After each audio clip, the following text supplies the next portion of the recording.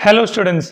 तो चलिए स्टार्ट करते हैं हमारा स्टेट्स ऑफ मैटर में नेक्स्ट वीडियो लेक्चर, और वो है Dalton's law of partial pressure. चलिए बढ़ते हैं, क्या है Dalton's law of partial pressure, क्या कहता है Dalton's law of partial pressure. पहले आप ये जान ले, ठीक है,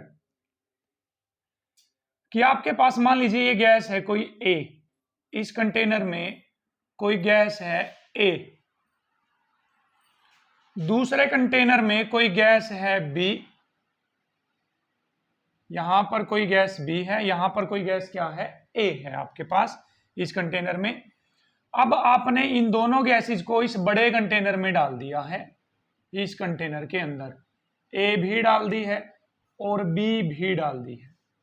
तो क्या कहता है Dalton's law of partial pressure, कि जब आप इंडिविजुअल गैसेस को, मतलब अलग अलग गैसेस को किसी एक कंटेनर के अंदर मिक्स कर देते हो, लेकिन कंडीशन ये है कि वो गैसेस अनरिएक्टिव होनी चाहिए। ऐसा नहीं है कि वो एक दूसरे के साथ रिएक्ट कर जाए, नॉन रिएक्टिव गैस होनी चाहिए जो एक दूसरे के साथ रिएक्ट नहीं करेंगे। तो कहते हैं कि मान लो ए गैस का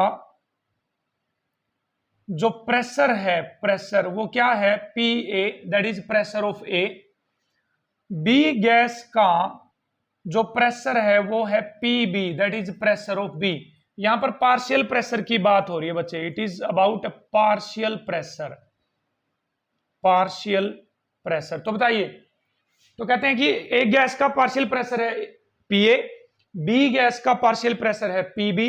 अब आपने इन दोनों गैसेस को मिक्स कर दिया है, मिक्स, तो इस कंटेनर का जो पी टोटल होगा, टोटल प्रेशर होगा, वो किसके इक्वल होगा, डिफरेंट गैसेस के इंडिविजुअल पार्शियल प्रेशर के सम के इक्वल। मतलब P total will be equal to PA plus PB के इक्वल होगा। समझ गए हैं? PA क्या है, partial pressure of A, PB क्या है, पार्शियल प्रेशर ऑफ B। समझ गए हैं?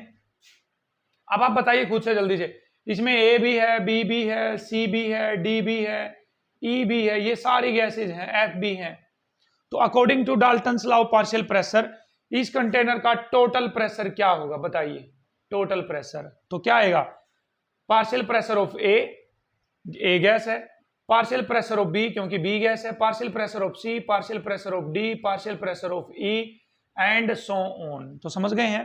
तो what is Dalton's law of partial pressure, कि whenever we mix number of non reactive gases in any container, then the total pressure of that container will be equal to the sum of partial pressure of individual gases. उन gases के partial pressure के sum के equal होगा total pressure. यही है हमारे पास Dalton's law of partial pressure. जान लेते हैं पार्शियल प्रेशर और एक नॉर्मल प्रेशर में क्या फर्क है। किसी भी गैस के लिए क्या होता है पार्शियल प्रेशर। तो चलिए स्टूडेंट्स पहले जान लेते हैं कि पार्शियल प्रेशर से क्या समझते हो आप। समझना इस बात को ध्यान से। अब यहां पर जो गैस ले रखी है आपने, ए ले रखी है, यहां पर प्योर ए है बच्चे, प्योर ए। तो यहां पर जो प्रेशर होगा वो होगा प्योर ए का प्रेशर, प्योर ए का प्रेशर, ठीक है। लेकिन अब क्या करो, एक कंटेनर में ए ले लो और उसके साथ क्या डाल दो, बी, बी, ध्यान से समझना। तो यहां पर टोटल प्रेशर होगा, तो उस टोटल प्रेशर में ए का कोई ना कोई हिस्सा होगा या नहीं होगा, समझो इस बात को। यहां क्या होगा, पी टोटल होगा, लेकिन उस टोटल प्रेशर में इस ए का कोई ना कोई पार्ट तो होगा ना, कि ए के कारण इतना प्रेशर लग रहा है। तो हमेशा प्योर का प्रेशर होगा जब गैस आपने प्योर ले रखी, सिर्फ एक गैस ले रखी, सिर्फ एक गैस है इसमें, वो तो होगा प्योर का प्रेशर। बट जब मिक्सचर की बात करते हो ना आप, मिक्सचर की, उस मिक्सचर में ए का कितना प्रेशर है वो कहलाएगा partial pressure of A, partial pressure of A. समझे इस बात को? समझ गए नहीं समझ गए? ठीक है, गॉट इट। जैसे इसको ऐसे समझिए भाई, ये मान लीजिए 11th क्लास बैठी हुई है इस रूम में, 11th क्लास है, तो 11th क्लास का बाहर कोई ना कोई शोर आ रहा होगा, नहीं आ रहा होगा कॉरिडोर में, भाई 11th क्लास के बच्चे बैठे हुए हैं यहाँ पर, तो 11th क्लास के बच्चे शोर कर रहे होंगे, तो वो शोर कहाँ आ रहा होगा, कॉरिडोर में बाहर। तो वो जो शोर बाहर आ रहा है वो क्या है, प्योर 11th का शोर है, प्योर 11th क्लास का शोर। लेकिन अब इस रूम में 11th भी बैठी हुई है, 12th भी बैठी हुई है, 10th भी बैठी हुई है, 9th भी बैठी हुई है। अब तो ये मिक्सचर हो गया है ना, क्या हो गया है, मिक्सचर। तो अब इस मिक्सचर का कोई ना कोई शोर बाहर आ रहा होगा, बाहर क्या आ रहा होगा, शोर। तो उस टोटल शोर में 11th क्लास के कारण जो शोर है ना, जो नॉइज क्रिएट हो रही है, वो कहलाएगा 11th क्लास का पार्शियल शोर। क्या कहलाएगा बच्चे, पार्शियल शोर।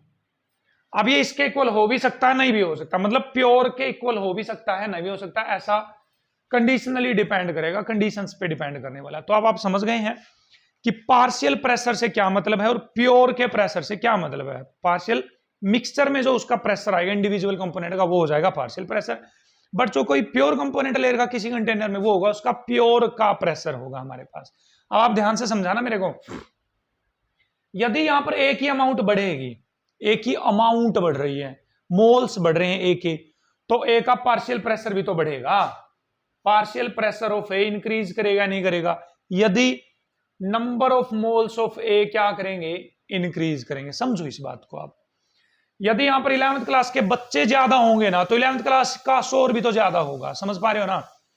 12th क्लास के बच्चे ज्यादा होंगे तो 12th क्लास का शोर ज्यादा होगा मिक्सचर के अंदर, मिक्सचर के अंदर।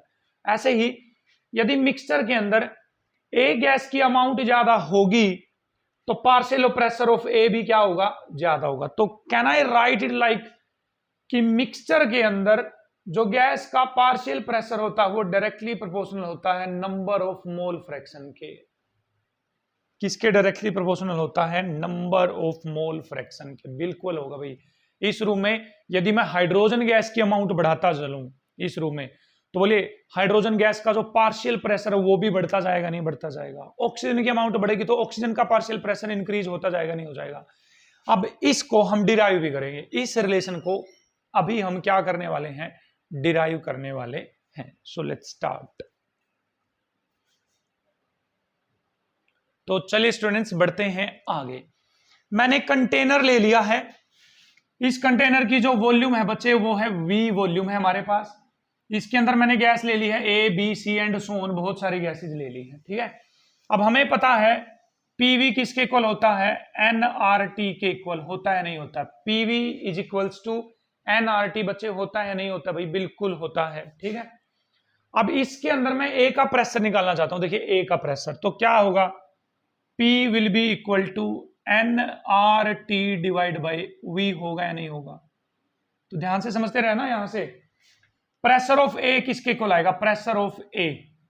अब नंबर ऑफ मोल्स ऑफ ए कितने हैं, नंबर ऑफ मोल्स ऑफ ए कितने हैं, इनटू में आर तो गैसियस कांस्टेंट है वो तो कांस्टेंट रहेगा। टेम्परेचर एक फिक्स टेम्परेचर की बात कर रहे हैं हम, ठीक है, तो टेम्परेचर क्या रहेगा, T divide by V। Volume तो V है इसकी, वो भी फिक्स है कंटेनर की वॉल्यूम, तो V। ये आ गया pressure of A, partial pressure of A, ठीक है, यहां तक कोई दिक्कत नहीं है। अब इसी इक्वेशन से निकाल रहा हूं मैं पार्शियल प्रेशर ऑफ बी, तो क्या हो जाएगा, number of moles of B, number of moles of B into R into T divide by V आ जाएगा, वॉल्यूम एज इट इज रहेगी हमारे पास। इसी तरह से निकाल सकते हो आप P C, that is partial pressure of C, that is equal to N C into R T divide by V. ये पी सी के इक्वल आ गया, ये किसके इक्वल आ गया, पी बी के इक्वल, ये किसके इक्वल आ गया, पी ए के इक्वल। Got it. अब डाल्टन्स लॉ अप्लाई करते हैं हम। इस कंटेनर का जो टोटल प्रेशर होगा पी टोटल, वो किसके इक्वल होगा, partial pressure of A plus partial pressure of B plus partial pressure of C plus so on, जितनी भी गैसें हैं उनके इक्वल आ जाएगा, ठीक है।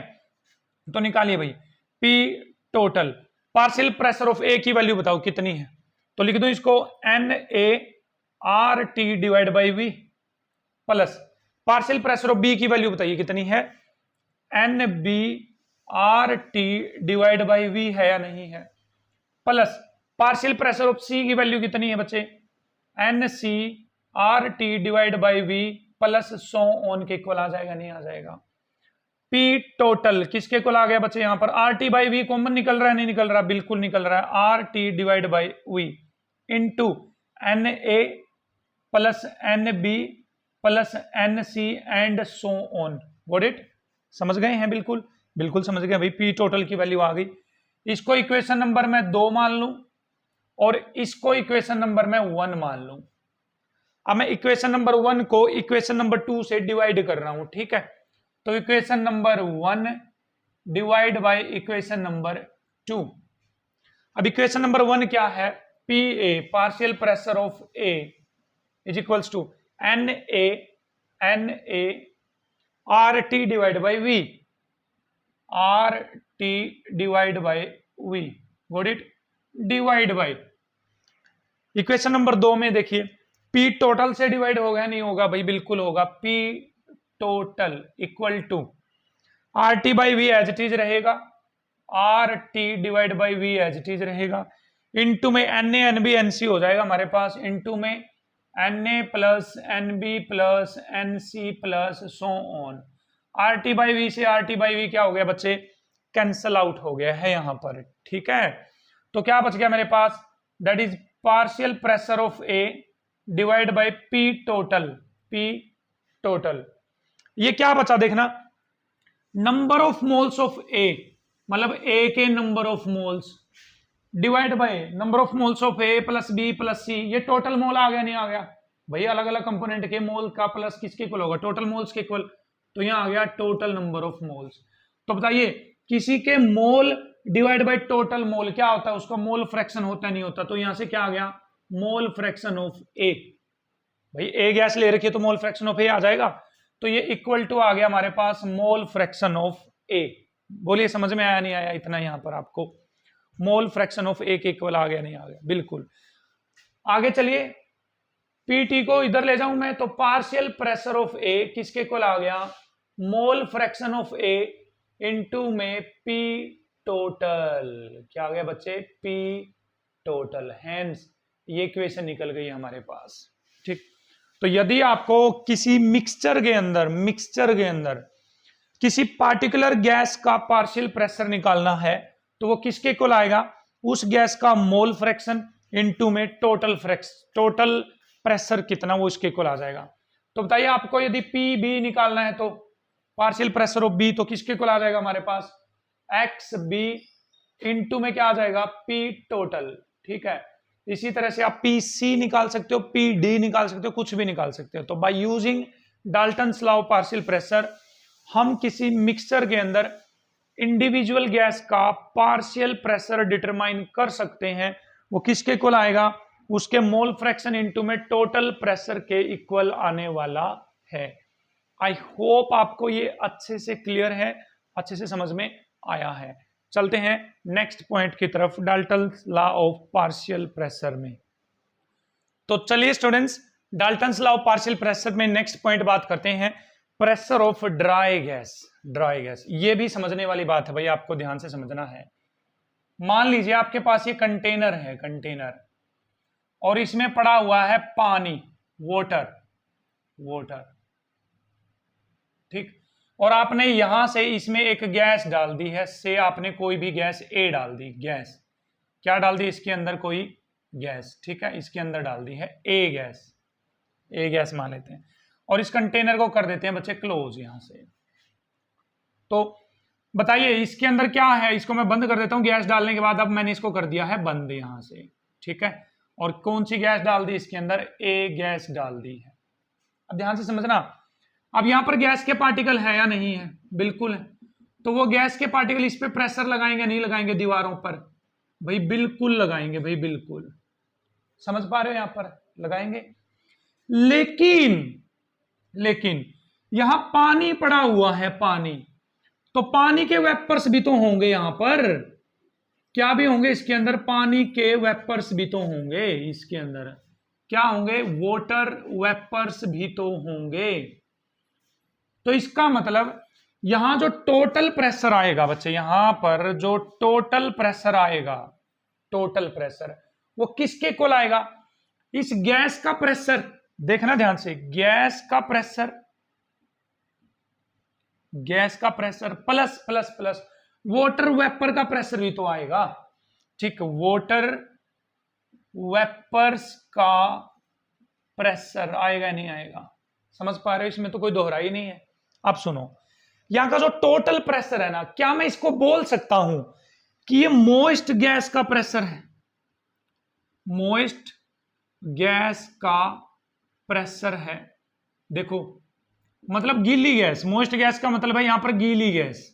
और सर गीली गैस कैसे? गीली गैस ऐसे, देखो गैस भी है और उसके साथ पानी भी है, तो वो गैस तो गीली होगी नहीं होगी। तो इसको मैं लिख सकता हूं प्रेशर ऑफ मोइस्ट गैस। ठीक है, मोइस्ट गैस का प्रेशर किसके इक्वल होगा? सूखी गैस का प्रेशर। जो ये गैस का प्रेशर है ये क्या है? Pressure of dry gas. बोलो ये गैस तो सूखी है, इसके अंदर पानी है, ये इन दोनों का जो मिक्सचर है ना ये क्या हो जाएगा? गीला, मतलब मोइस्ट गैस हो जाएगी। इन दोनों का मिक्सचर क्या हो जाएगी? Moist gas. तो इन दोनों का मिक्सचर का प्रेशर जो होगा वही मोइस्ट गैस का प्रेशर होगा। और इन दोनों का जो मिक्सचर का प्रेशर है वो क्या है? P total. P total. और इस अकेली गैस का जो प्रेशर है, वो तो अकेली गैस तो सूखी होगी या नहीं होगी, तो वो हो जाएगा ड्राई गैस का प्रेशर, दैट इज गैस का प्रेशर पी ड्राई गैस। अब वाटर का प्रेशर जो होता है, वाटर का प्रेशर, तो उसको मैं लिख दूं यहां पर PH2O, पानी का जो प्रेशर है। तो यहां से क्या निकाल सकते हैं हम? ड्राई गैस का प्रेशर निकाल सकते हैं। तो प्रेशर ऑफ ड्राई गैस किसके को लाने वाला है?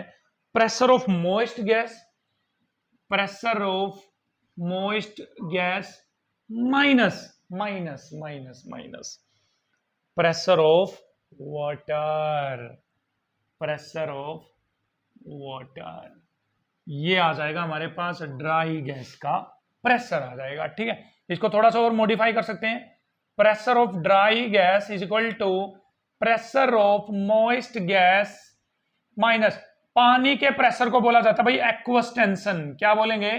Aqueous tension. ठीक है, तो इस तरह से ये फॉर्मूला भी आप कहीं ना कहीं यूज